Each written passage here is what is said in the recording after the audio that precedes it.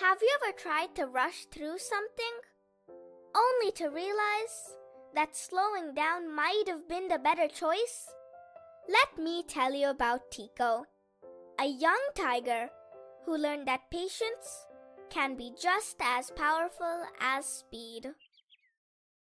The GreenLeaf jungle buzzed with life.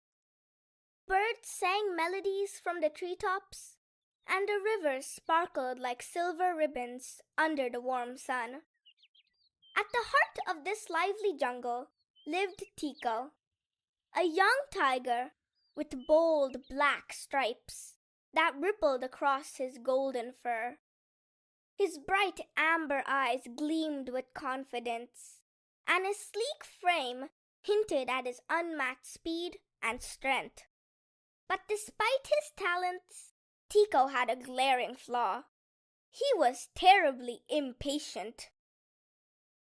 One hot afternoon, all the animals gathered under the great banyan tree for an urgent meeting. Una, the wise old owl, perched high above them.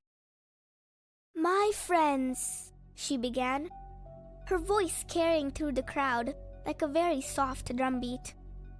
"The rivers are drying up. Soon we will all be thirsty. Without water, the jungle's plants will wither, and the animals who depend on them for food will starve. The balance of our home is crumbling, and if we don't act quickly, GreenLeaf jungle itself may not survive. There is only one solution. Someone must journey to the hidden spring and bring back water." The hidden spring was legendary, a place of beauty and magic, but guarded by the Keeper, a creature shrouded in mystery.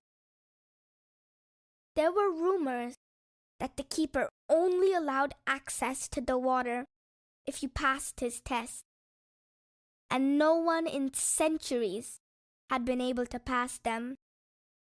"I'll go!" Tiko roared proudly, stepping forward from the crowd. "I'm the fastest animal here! I'll reach the spring in no time!" "Speed won't help you," Una cautioned. "The hidden spring demands patience." "Patience? Who needs that?"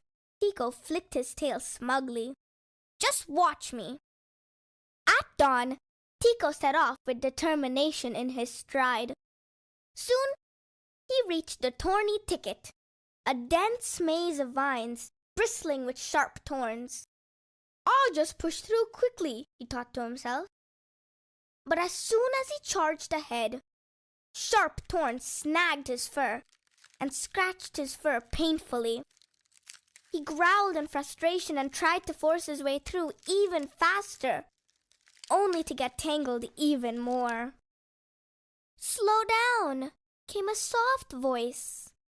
Looking up, Tiko saw Saba the sloth hanging lazily from a branch above him. "The thorns will catch you more if you rush," Saba said slowly. "Be patient and find the clear paths." "Fine," Tiko sighed. Carefully weaving through gaps in the vines took longer than he wanted, but eventually he emerged with only a few scratches instead of being completely stuck. Many hours later, Tiko finally arrived at the hidden spring. And what a sight it was! The pool glowed like liquid crystal under dappled sunlight, filtering through ancient trees. Beautiful flowers in every color of the rainbow surrounded its edges like nature's jewels. And the air smelled sweet, like fresh rain mixed with honey. "This is it!" Tiko exclaimed. But instead of stopping to admire its beauty, Tiko rushed forward excitedly, leaping into a patch of glowing flowers with a loud crash.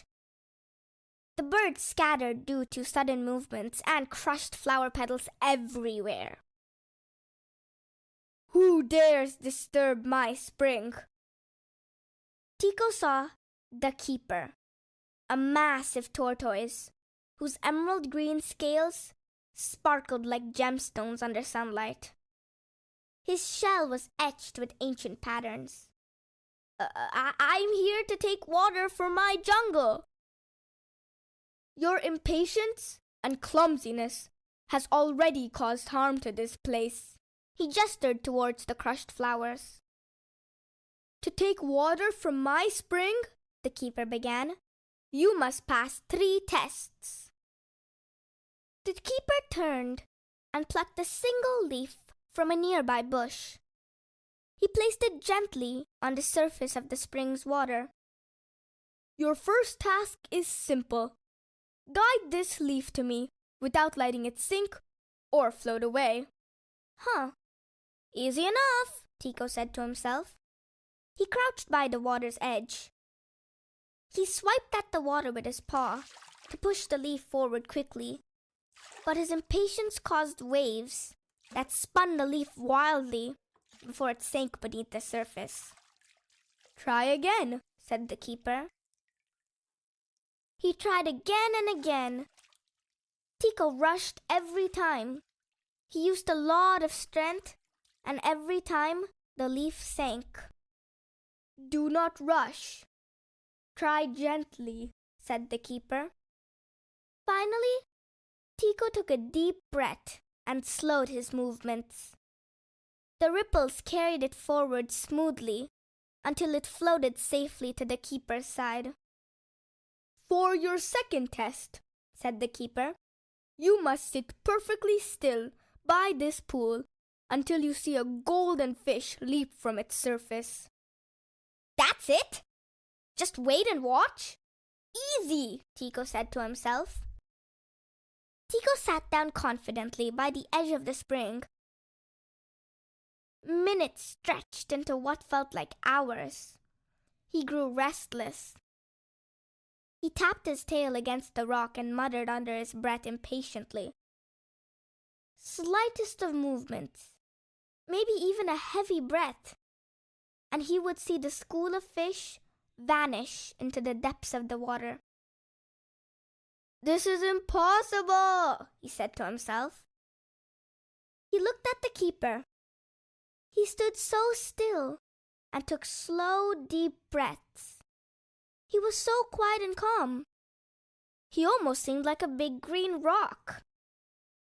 Realizing that his fidgeting was scaring away any fish that might be nearby, Tiko forced himself to stay still.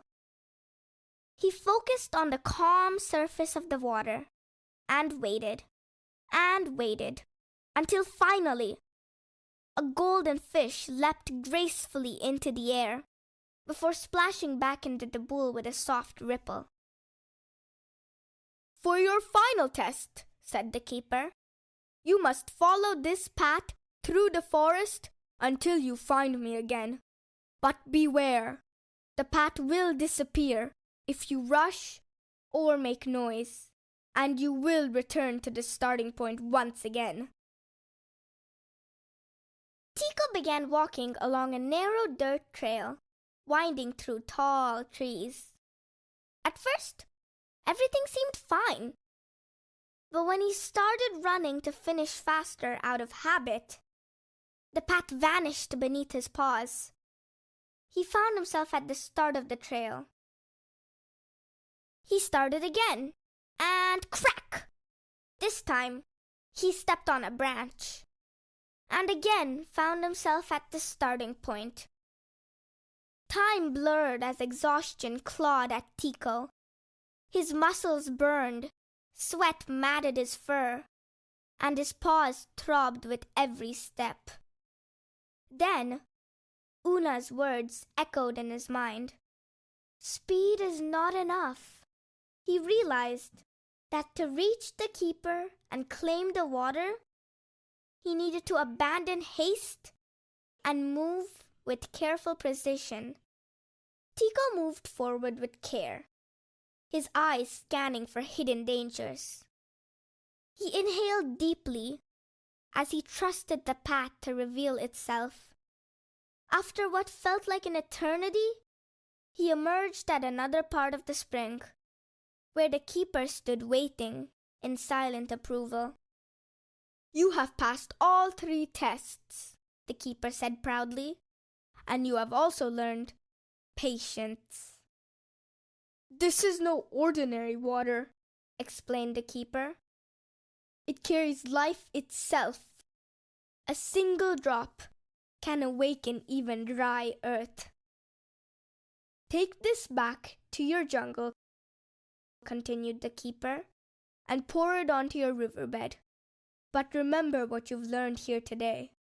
Handle it with care and patience." "I will," Tiko promised.